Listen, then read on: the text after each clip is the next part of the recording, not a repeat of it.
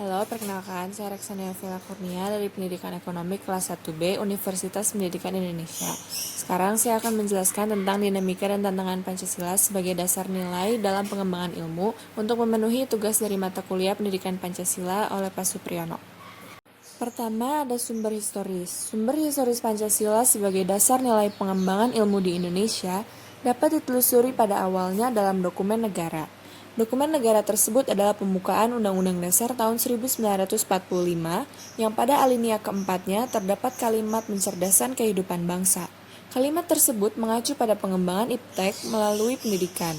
Amanat dalam pembukaan UUD 1945 tersebut berkaitan dengan mencerdaskan kehidupan bangsa yang harus berdasar pada nilai-nilai Pancasila.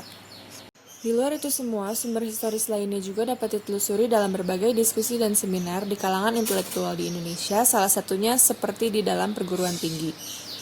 Berikutnya ada sumber sosiologis. Sumber sosiologis Pancasila sebagai dasar nilai pengembangan iptek dapat ditemukan pada sikap masyarakat yang sangat memperhatikan dimensi ketuhanan dan kemanusiaan, sehingga manakala iptek tidak sejalan dengan nilai tersebut, biasanya akan terjadi penolakan. Seperti contohnya penolakan masyarakat terhadap rencana pembangunan pusat pembangkit listrik tenaga nuklir di Semenanjung Muria beberapa tahun yang lalu.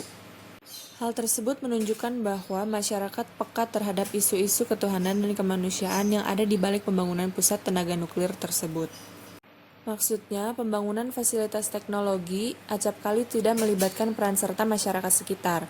Namun, jika terjadi dampak negatif berupa kerusakan fasilitas teknologi, yang dirugikan langsung masyarakat terkena akibatnya.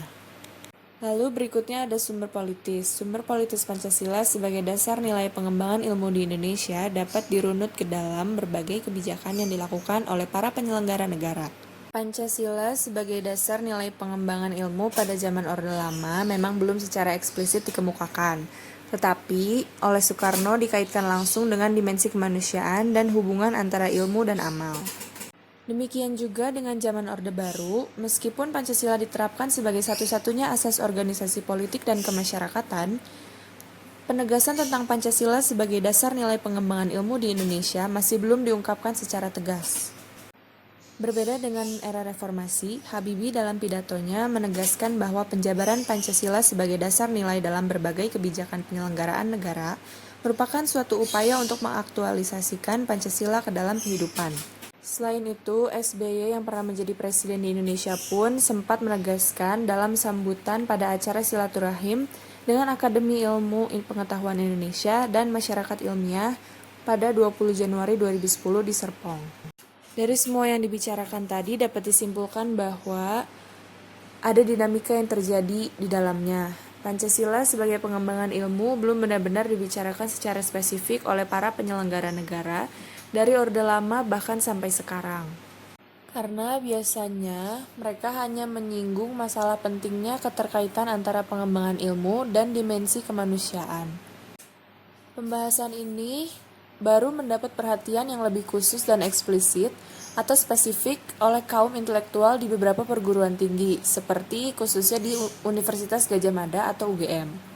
Namun tetap saja pada akhir-akhir ini pun memang belum ada upaya untuk mengaktualisasikan nilai-nilai Pancasila dalam kaitan dengan pengembangan iptek di Indonesia.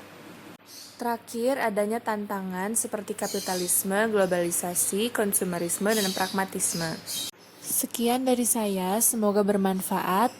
Terima kasih.